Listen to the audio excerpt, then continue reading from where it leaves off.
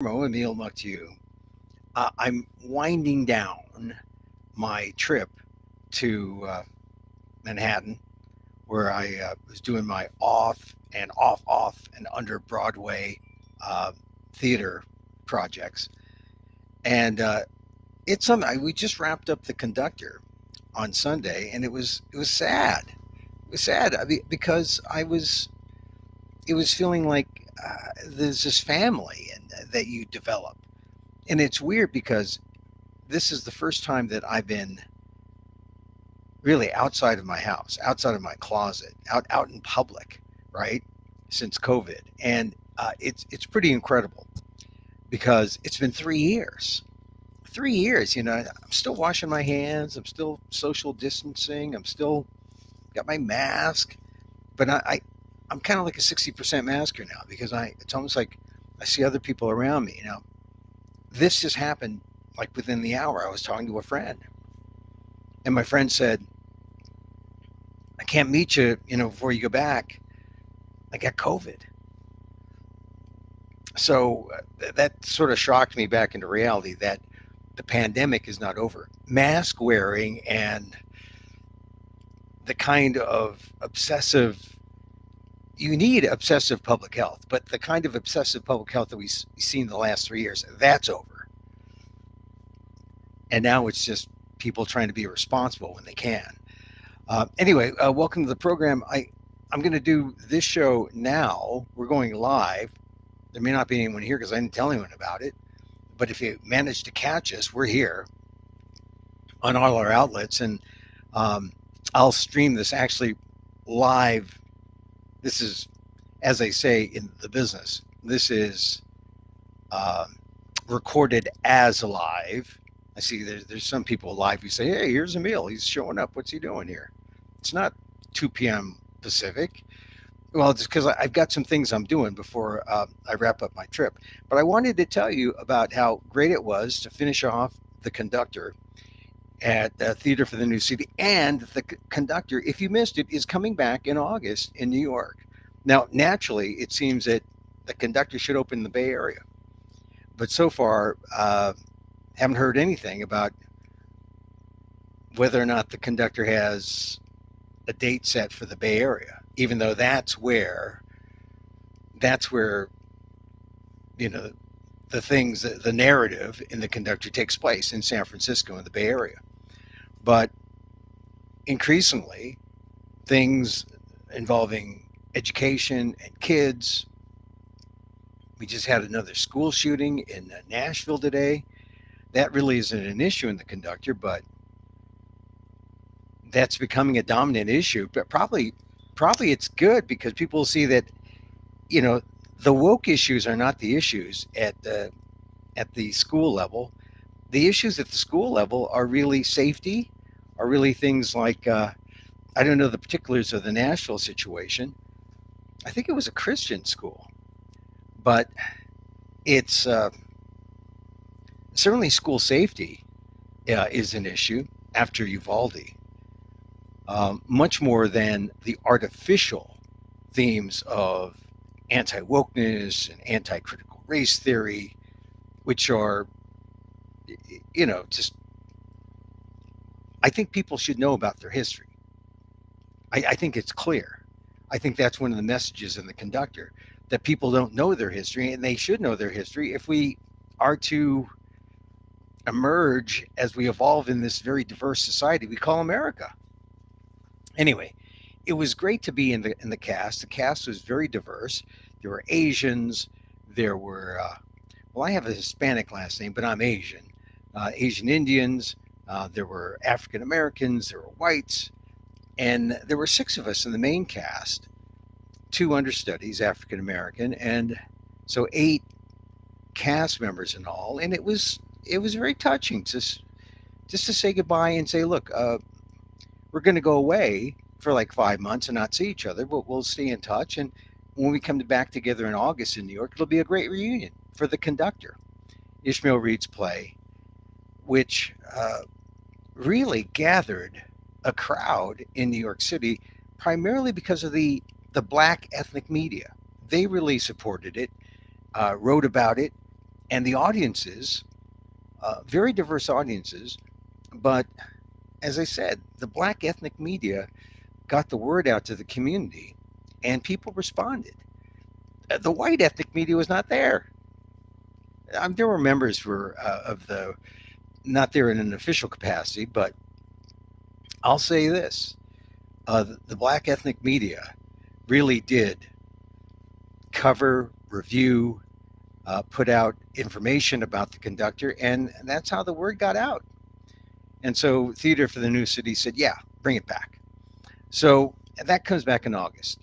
Hopefully, at the same time, I'll be able to bring back my other one-man show that I did in February here in New York. Emil, Amok, lost NPR host, um, possibly in middle October or middle of August, possibly the start of September. So still talking about that. And I'll let you know that. That's where I talk about, my forays into white media, white culture, my assimilation, right? The assimilation of Emil Guillermo, which is actually an interesting story in the last half of the 20th century. So I say that as a lead into the thing I really wanted to talk today and why I thought it was urgent to talk about today. That Harvard Filipino joke in the New Yorker magazine, which talks about affirmative action.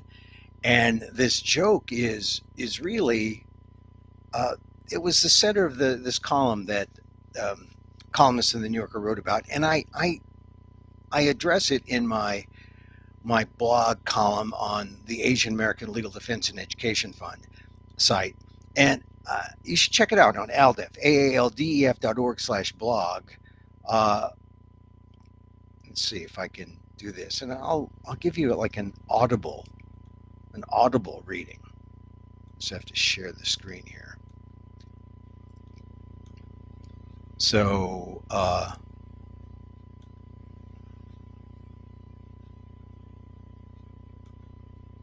here's the screen. It's the Harvard Filipino joke and the death knell for affirmative action. And I am really, I think I've been like a lot of people in disbelief to think that maybe affirmative action is going away. But in my column, I sort of come to terms with it.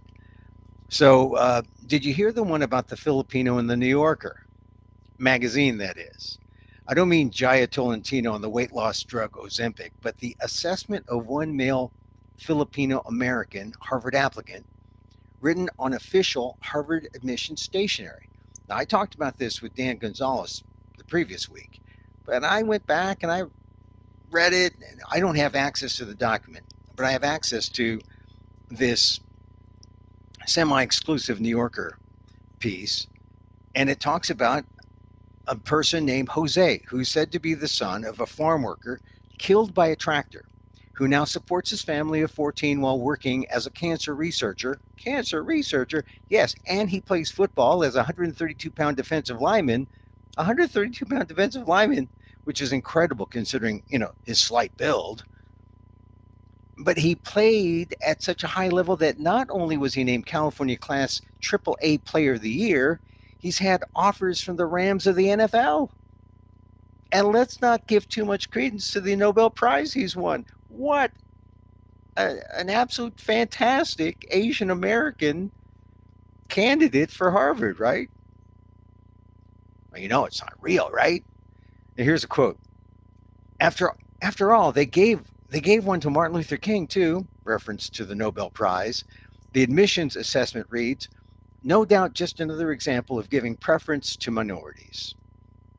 Far from an instant admit as a young man bound for greatness, Jose is given the designation of being another AACJer, which apparently is code for an Asian American likely to go pre-med and become a doctor. Oh, ho hum, how boring. It's obviously a stacked joke, one that's funny in a gallows humor sort of way, and ready for use by either side of the affirmative action debate. I mean, if you're for it, it drips with the absurdity of the process. If you're against it, well, doesn't this just ring with institutional racism? But it's a joke. And essentially, it's like an April Fool's prank, which I hasten to remind you is coming up.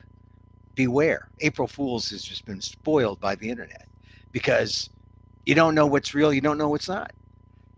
But this was written by an Asian American, Thomas Sabino, Japanese American, who at the time worked at the Department of Justice's Office for Civil Rights in Boston. Hibino, now retired, became the regional director and had once worked at the Japanese American Citizens League, the JACL.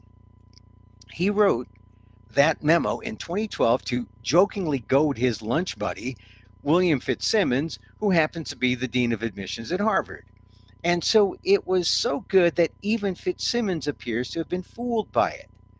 Now, that's not exactly a smoking gun to sink affirmative action. If anything, it reveals maybe a much too chummy relationship between the regulator, Hibino, Office of Civil Rights, and the regulated Harvard/Fitzsimmons. Not to mention, it's embarrassing to everyone.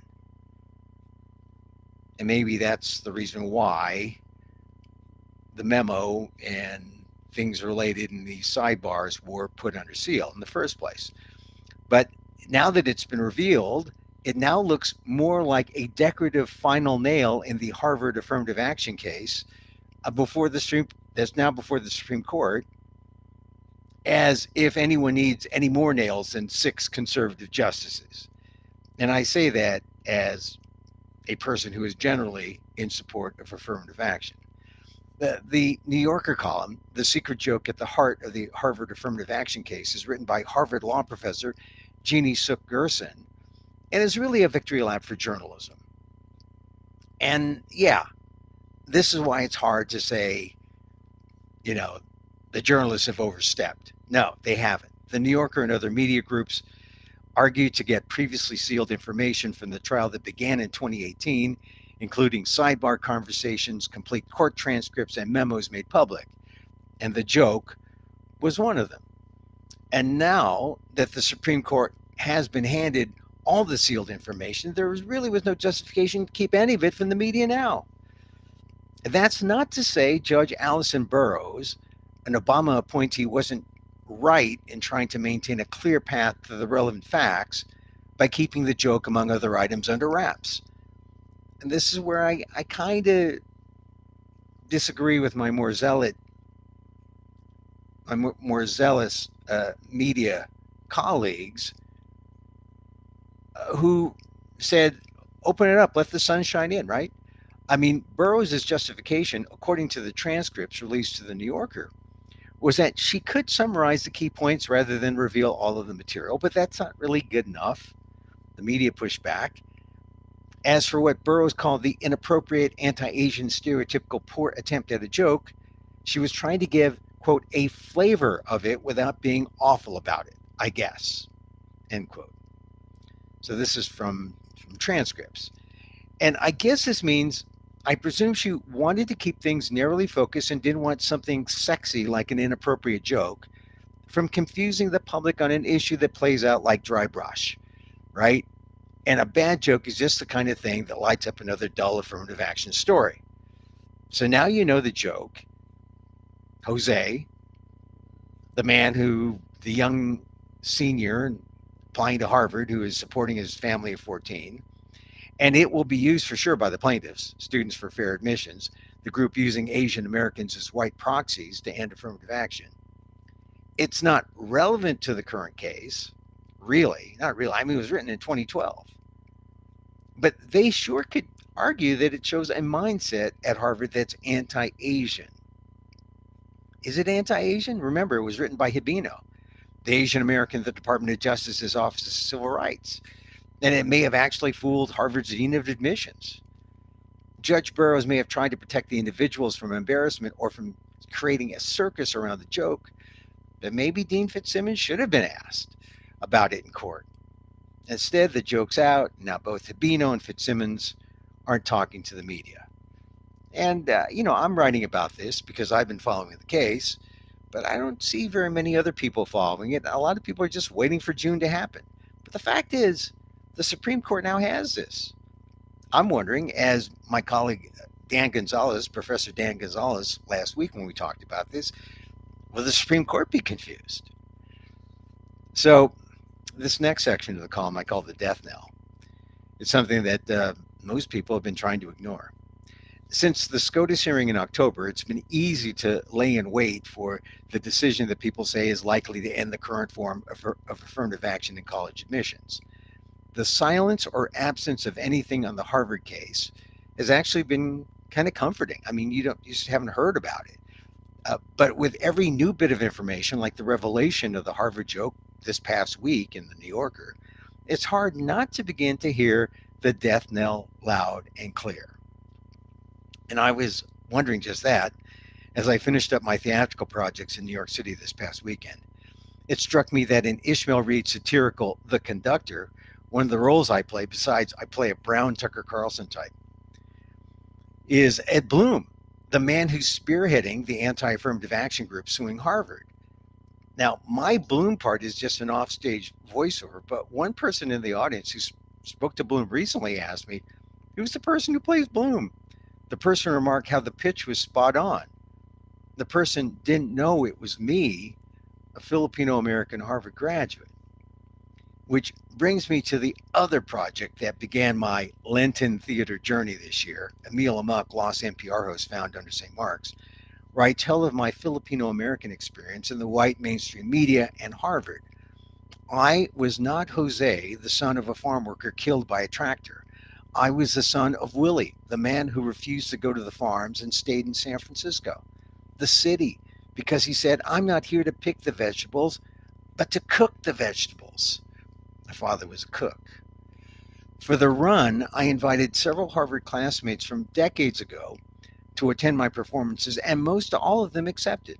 The doctors, the lawyers, the Academy Award nominee, the writers. One of them, a doctor, said, I know you more now after 55 minutes of your show than I did in 4 years at Harvard.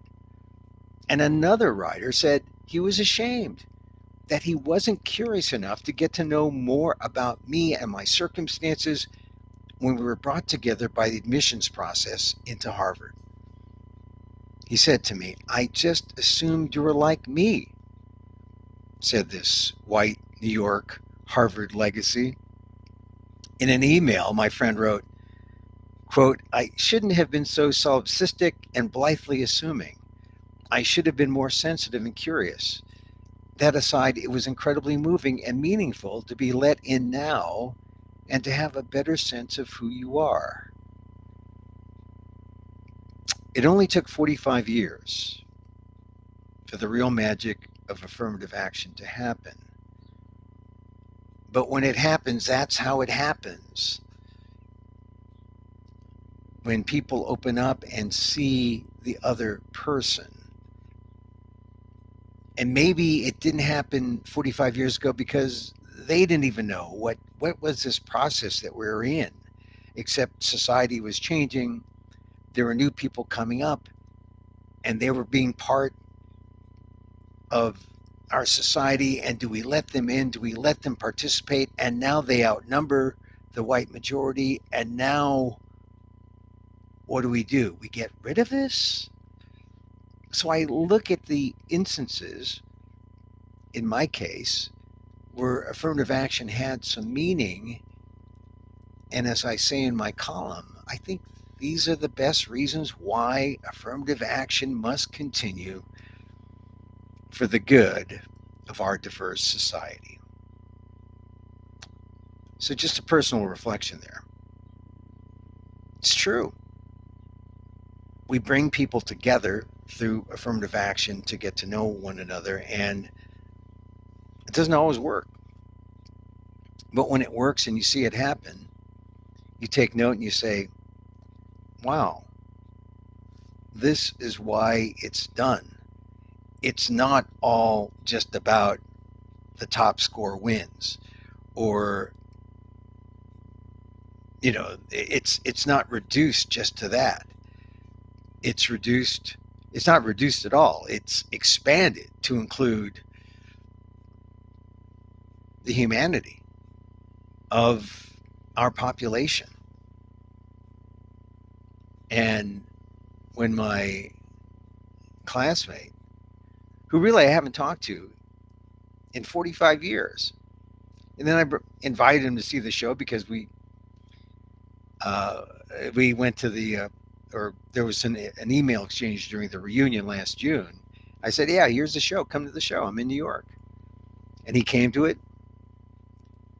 And when he said that to me, I was so touched because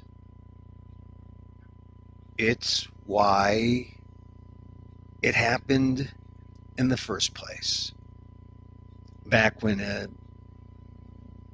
Filipino kid junior year filled out an application and sent it out looking for an acceptance.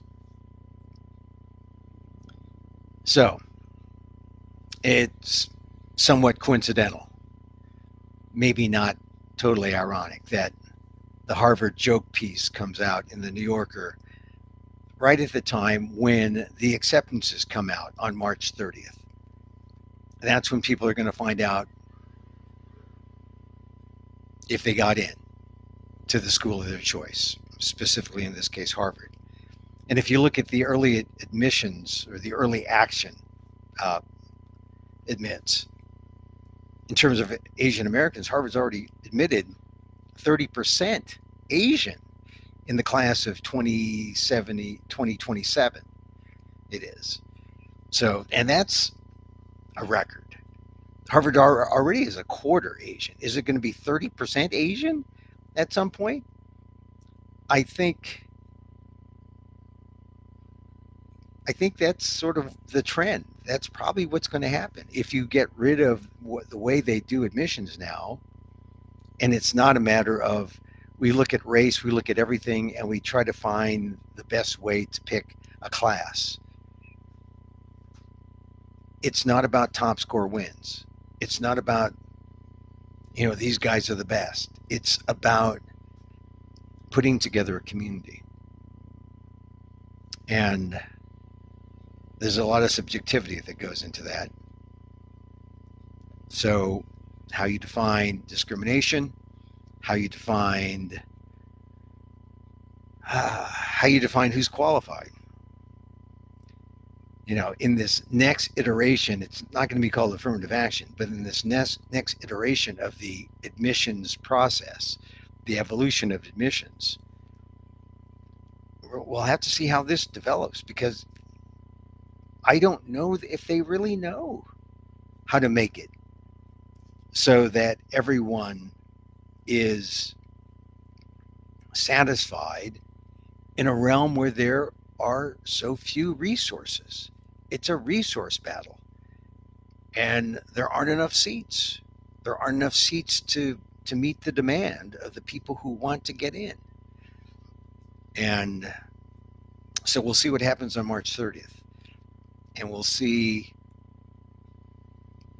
how people who get rejections take it. Already I saw something in the New York Times today online that's kind of interesting.